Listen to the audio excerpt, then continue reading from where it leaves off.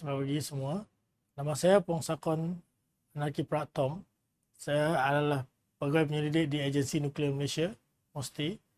Hari ini saya akan membentangkan tajuk pembentangan saya, Study on Solute Defect Interaction in Ion-Based Model Alloy under Ion Irradiation. Kajian ini dijalankan di Nagaoka University of Technology. Pertama kali saya ingin menerangkan the challenge daripada bahan yang digunakan di nuclear power system. Okay. Pertama kali pemilik reaktor atau pemilik nuclear power reactor berharap untuk menjalankan operasi reaktor selama yang mungkin. Malah keselamatan perlu dititik beratkan. Okay. Isu utama dalam menjalankan atau operasi reaktor selama yang mungkin ialah aging degradation, di mana berlaku terhadap sistem, structure dan juga komponen-komponen dalam reaktor.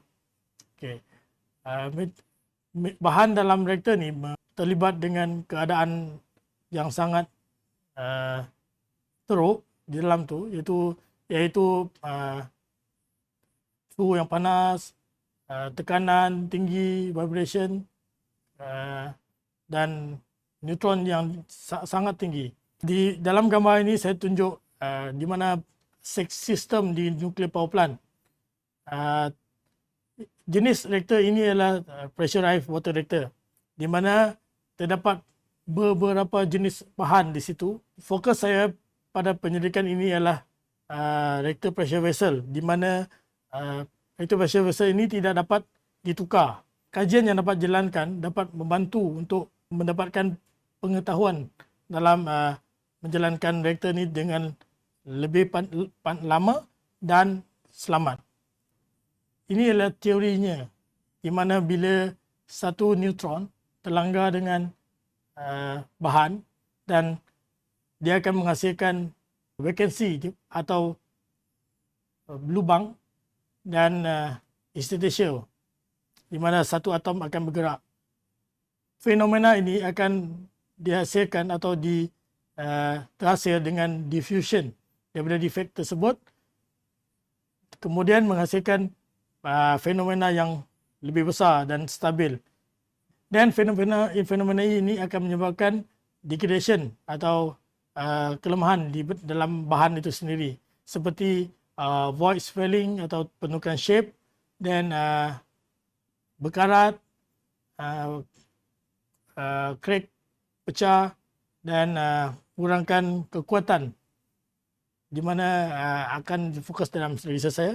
Dan yang terakhir ialah heat conductivity reduction. Objektif kajian saya ialah untuk membangunkan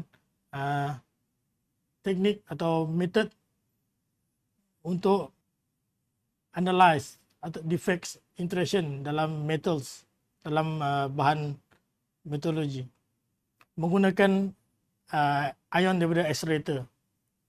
Okay, daripada general objektif ini, saya akan categorize objektif saya kepada 3, iaitu yang pertama ialah untuk membangunkan instant teknik untuk menganalisis kekuatan atau hardening of material itu sendiri. Yang kedua adalah membangunkan metodologi untuk menganalisis defect interaction antara vacancy dan solute element. Yang ketiga ialah untuk menganalisis solute interstitial interaction dalam metal itu sendiri. Dalam desain kajian ini, terdapat 3 eksperimen yang berbeza. Yang pertama ialah untuk mengkaji kekuatan, di mana kekuatan ini akan mempengaruhi atau membawa kepada kerapuhan bahan itu sendiri. Yang kedua ialah kajian untuk menganalisis vacancy interaction. Okay, seperti dilihat sebelum tadi, vacancy dan interstitial boleh bergerak dan bertindak dengan solute element untuk menghasilkan fenomena yang lebih besar. Yang ketiga ialah kajian berkaitan dengan movement of mobility of dislocation loop ini, di mana dua loop yang berbeza jenis bertembung dan kemudian menjadi loops yang lain yang lebih kuat dan rapuh. Daripada sini saya akan tengok efek daripada solid element tu yang boleh menyebabkan kerapuhan itu semakin meningkat atau tidak. Bahan yang digunakan adalah merujuk kepada bahan daripada reaktor sebenar jenis A508 kelas 3. So daripada fokus ini saya mengambil bahan yang lebih mudah untuk mengkaji fenomena tersebut, seperti iron with silicon, iron with nickel, iron manganese and iron nickel manganese. Tersebut adalah solid elemen yang menyebabkan defect atau memberi impact kepada fenomena tersebut.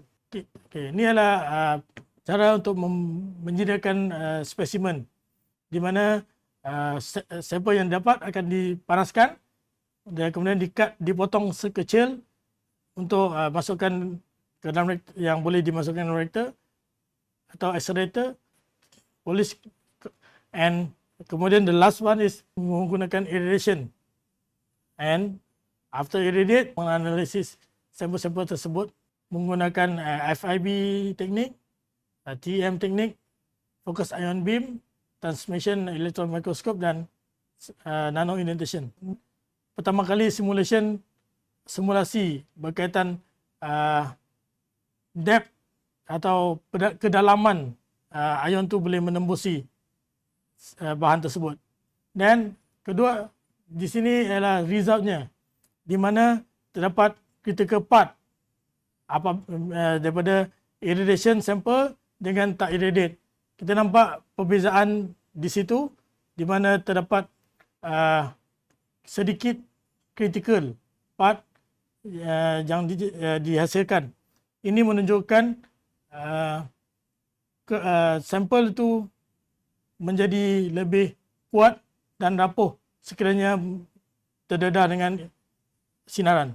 Ini adalah kajian yang kedua, di mana sampel yang dihasilkan dan telah disinarkan dipanaskan untuk melihat movement atau pergerakan fenomena tersebut. Dapat lihat pemanasan daripada 100 degree C kepada 200 degree C menghasilkan kekuatan yang lebih semakin tinggi. Dan selepas 200 fenomena tersebut dikatakan recover. So defect tersebut telah recover, telah diperbaiki.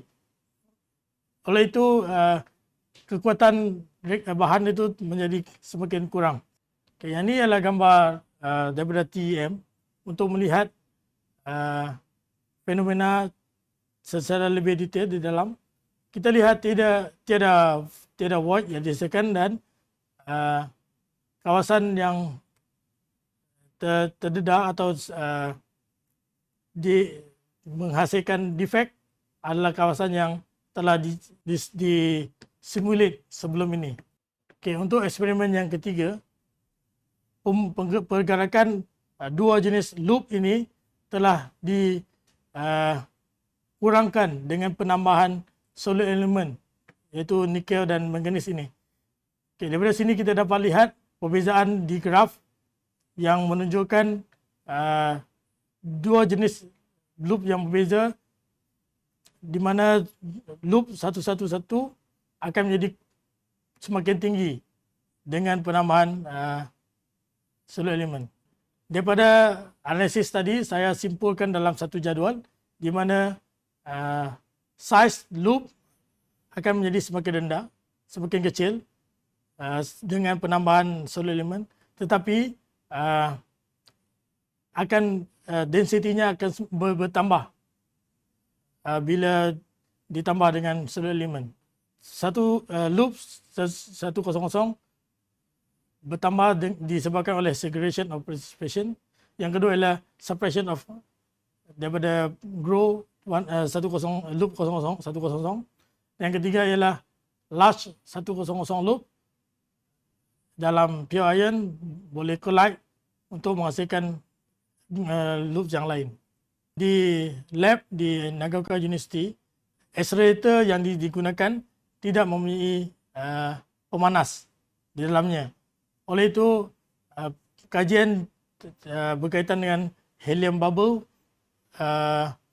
menggunakan accelerator itu adalah terhad.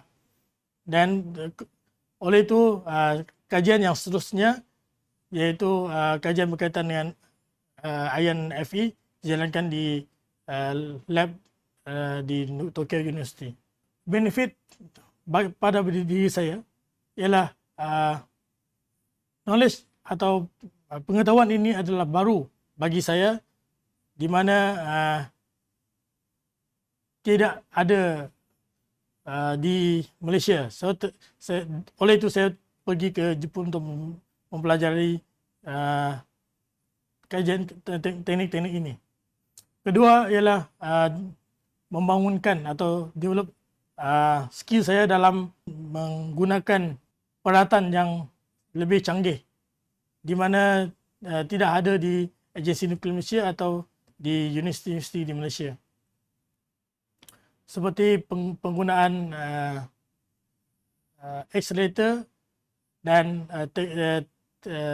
transmission elektron mikroskop pada satu masa yang sama,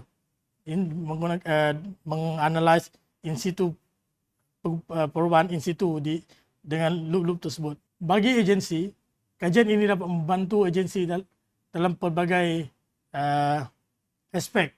Yang pertama ialah analisis atau kajian saya boleh diteruskan di Malaysia, di reaktor yang sedia ada, untuk mengkaji reaktor yang salah satunya di Malaysia telah mencapai umur 40 tahun, di mana kajian ini boleh mengkaji sekiranya reaktor ini atau bahan dalam reaktor itu boleh dioperasi berapa lama lagi. Daripada analisis ini, saya boleh memberi pendapat kepada pengurusan di manakah perlu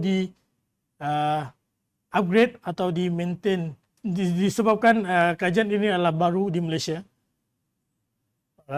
Kerjasama di antara agensi nuklear dan universiti-universiti dapat dijalankan, terutamanya Universiti Teknologi Malaysia yang mana mereka mempunyai khusus kejuruteraan nuklear. Dan bukan saja Universiti Malaysia, kita boleh bekerjasama dengan universiti di luar seperti Indonesia, Vietnam, Thailand dan sebagainya. Ini dengan tidak langsungnya akan memberi manfaat kepada negara itu kita sendiri, di mana untuk memperkukuhkan lagi kompetensi atau capability dalam bidang nuklear teknologi. Kajian ini memberi implikasi yang sangat tinggi kepada polisi kerajaan seperti dasar sains teknologi dan inovasi negara, di mana strategik pertama ialah memajukan bidang-bidang penyelidikan, pembangunan saintifik dan sosial dan pengomersialan. Apabila saya menjalankan kajian ini di Jepun, saya mendapati beberapa limitation atau dalam reaktor kita yang boleh diangkat untuk menambah baik. Salah satunya ialah penggunaan neutron itu sendiri yang sekarang ini digunakan untuk neutron activation analysis yang diberi fokus. Malah boleh di-expand untuk penggunaan-penggunaan lain seperti penggunaan untuk agriculture, untuk kejuruteraan pembuatan, untuk perubatan dan lain-lain lagi. Okey, dengan itu kajian ini dapat memberi atau memperkukuhkan lagi perkhidmatan dan kebudayaan kapasiti dalam sains, teknologi dan inovasi. Okey, kajian yang dijalankan juga berkaitan dengan metodologi. atau bahan atau besi, di sini bukan saja akan memberi benefit kepada agensi nuklear sendiri atau nuklear teknologi sendiri, tapi boleh di-expand atau diperkembangkan lagi kepada teknologi metodologi atau industri energi di Malaysia, di mana kerjasama boleh jalankan dan boleh memberi improvement atau memperkenalkan kepada mereka penggunaan teknologi nuklear untuk bahan tersebut. Okay, yang seterusnya ialah strategi kedua, iaitu membangun, memupuk dan menggilap bakat. Seperti yang saya terangkan tadi, kerjasama dengan universiti dalam dan luar negara dapat dijalankan. Oleh itu, bidang tenaga kerja teknikal mahir dapat ditingkatkan. So, saya boleh memberi training atau bagi kursus kepada pelajar-pelajar yang akan tamat tidak lama lagi di UTM atau UNITENS dan atau Sains Nuklear UKM itu sendiri. Apabila mereka keluar ke alam pekerjaan, mereka dapat tahu apa yang boleh digunakan di industri luar dengan reaktor atau teknologi yang kita ada sekarang. Daripada pengetahuan atau pengalaman ini juga, pembangunan fasiliti atau penambahan infrastruktur yang ada boleh dijalankan dan ditambah baik.